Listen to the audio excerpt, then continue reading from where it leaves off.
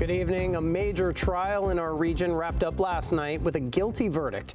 After just 6 hours of deliberation, a jury found gunman Randall McKenzie and his partner Brandi Stewart-Sperry guilty of first-degree murder in the death of OPP Constable Pierzchala.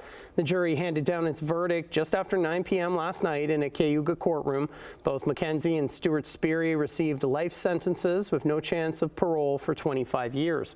Pierzchala was shot in December 2022 while responding to a vehicle in a ditch near Hagersville. Video footage of the shooting captured on Pierzchala's body camera was a key piece of evidence. Constable Pierzchala's death prompted loud calls for bail reform because the shooter, Randall McKenzie, was on bail when he killed Constable Pierzchala.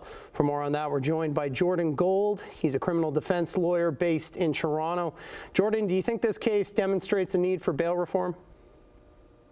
Look, I get the emotion around this case. It was a tragic event, and I see the motivation to ask how can we prevent this happening in the future. But I think we need to be cautious about taking this tragic example and broadly concluding that too many people are being released on bail, that it's too easy to get bail, and that more people must be detained. Because bail is not about punishing people who have been found guilty of crimes. It's about deciding if we feel that we need to jail people proactively because they're accused of one crime that they might, theoretically commit an unrelated crime in the future.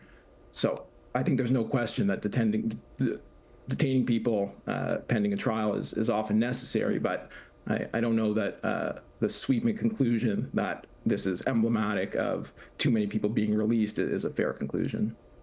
So what are your thoughts then? Do you think that the bail process is fair as is, or do you think there should be some changes? Well, I think we can always do better. I mean, this case is a perfect example. I think that the goal, though, needs to be to try to get it right in each given case. Look, bail for a judge who's trying to determine whether somebody should be detained or not is really an attempt to try to predict the future. And that's very difficult to do. So I think the notion that we want to make sure that it's done correctly is obviously a goal.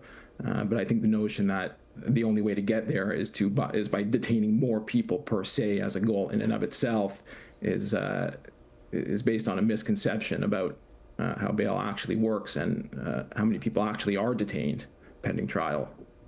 Right now, are there any legislation in the works to try and change how the bail system functions in Canada? Well, both the Liberals and Conservatives are proposing changes if elected, focused on things such as increasing the number of offenses or the sort of situations where a reverse onus would apply to bail hearing. That means the accused person would have to show why they should be released on bail as opposed to the prosecutor having to show why they should be detained. There's also talk of making changes to impose mandatory conditions on release if a person is released, but to be frank, something like a weapons prohibition for somebody who's released on a violent offense is something that's really imposed anyway. You do a lot of work, obviously, in the criminal justice system as a defense lawyer. Can you give us an idea of how often people who have previously been convicted or charged with violent crimes do get bail?